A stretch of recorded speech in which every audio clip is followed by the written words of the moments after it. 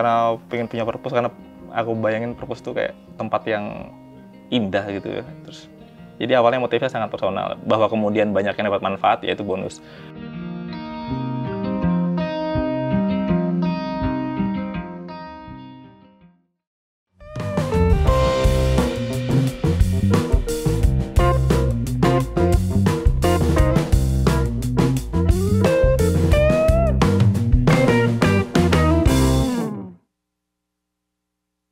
Tadi itu kan aku udah sempat keliling-keliling toko buku Akik ini dan banyak banget koleksi bukunya, kemudian tempatnya juga nyaman buat kita membaca dalam waktu yang lama gitu.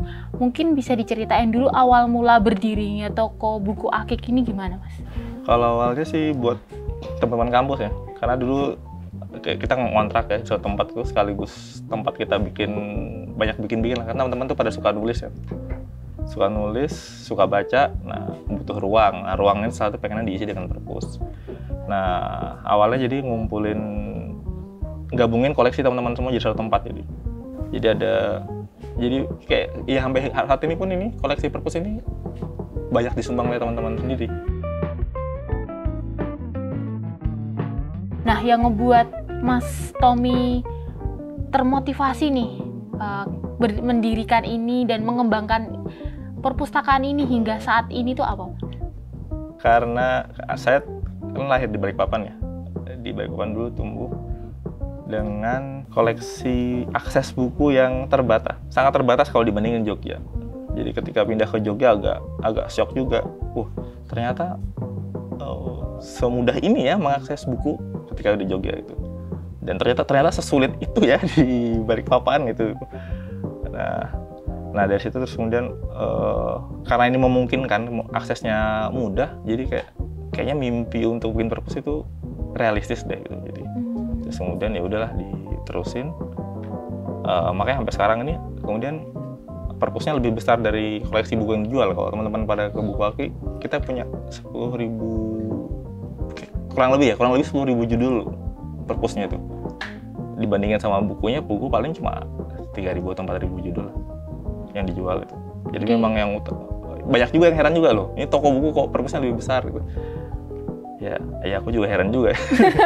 Mas Tommy ingin mewadahin teman-teman untuk juga bisa mengakses buku itu lebih mudah. Iya tapi sebenarnya tidak semulia itulah.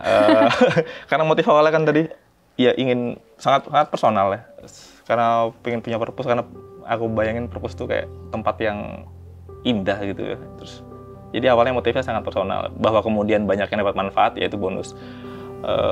Dan belakangan juga baru sering menyadari juga banyak yang kemudian datang ke sini yang baca, khusus baca aja.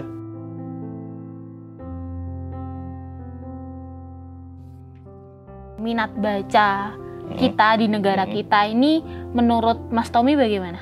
Minat ini ngukurnya gimana ya? Kalau pakai survei terakhir tuh yang selalu diberitakan tuh yang 2015 itu, surveinya siapa tuh yang mengatakan rendah banget lah itulah. 2015 dan 2016 PISA kayaknya kalau nggak salah ya, aku lupa namanya. Itu kan disebutkan minat baca kita rendah itu.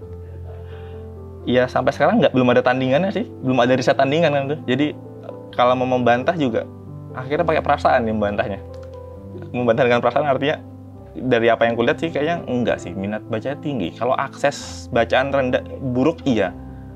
Karena kayak pengalaman saya sendiri kan tadi Balikpapan tadi, akses bacaan terbatas itu kan salah satu indikator buruk ya. Kok bisa sangat timpang misalnya dengan Jogja misalnya gitu. Aku ngebayangin kalau misalnya andai semua kota aksesnya kayak semudah Jogja, ini mungkin riset semakin tinggi lagi minat baca itu. Ini tanggung jawab negara sih. Tanggung jawab. Ya gimana cara? Jadi aku pikir sesederhana aksesnya dilancarkan ya, aksesnya disebarkan, aksesnya dimudahkan. Aku pikir dengan sendirinya. Karena kalau kita selalu campaign kayak ayo baca buku tuh menyenangkan. Tapi kalau aksesnya susah gimana?